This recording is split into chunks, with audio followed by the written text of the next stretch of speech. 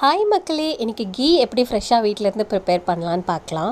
நான் ஒரு 3 months மேலே கலெக்ட் பண்ணி வச்சுருக்க மலாய் தான் இது. ஃப்ரெஷ்ஷாக மில்க்மேன் கிட்டேருந்தே வாங்குறதுனால திக்கான மலாயே எனக்கு கிடைக்கும். கிடைச்ச இந்த மலாயில் ஐஸ் க்யூப் போட்டு நீங்கள் மிக்ஸ் பண்ணிங்கன்னா பட்டர் தனியாக பிரிஞ்சு வரும்.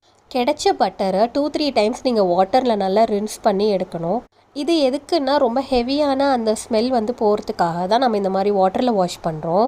தென் உங்ககிட்ட அயன் பேன் இருந்துச்சுன்னா நீங்கள் அதை ப்ரிஃபர் பண்ணுங்கள். ஸோ தட் ஹீட் ஈவனாக ஸ்ப்ரெட் ஆகும். உங்கள் கிட்ட இருக்க இந்த ரெசிடியூ வாட்டர் இட்ஸ் அ மேஜிக்ங்க. அதுதான் வே ப்ரோட்டீன் ப்ரிப்பேர் பண்ணுறாங்க.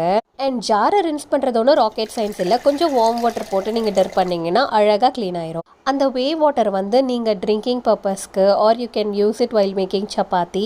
உங்கள் வீட்டு செல்லக்குட்டீஸ் கூடயும் நீங்கள் அதை ஷேர் பண்ணிக்கலாம். ஸோ நீங்கள் பட்டர் பாயில் பண்ணதுக்கப்புறமா கீ பிரிஞ்சு வரும். அந்த டைமில் ஒரு ஹேண்ட்ஃபுல் ஆஃப் முருங்கைக்கீரை கூட நீங்கள் ஆட் பண்ணிக்கணும். இல்லை என்கிட்ட முருங்கைக்கீரை இல்லை, கிடைக்கவே கிடைக்காதுன்னா நீங்கள் ஒரு handful of curry leaves add பண்ணிக்கலாம். நான் last time curry leaves use பண்ணி தான் பண்ணேன், நல்லாவே இருந்துச்சு. இந்த டைம் நிறைய மலாயின்றதுனால நான் ப்ராப்பராக பட்டர் எடுக்கலை. தென் இந்த மாதிரி தான் நீங்கள் ஃபில்டர் பண்ணிக்கணும். நான் ஒழுங்காக மலாய் ஃபில்டர் அவுட் பண்ணியிருந்தேன்னா எனக்கு ஒரு பாட்டில் ஃபுல் கிடச்சிருக்கும். But I got only this much.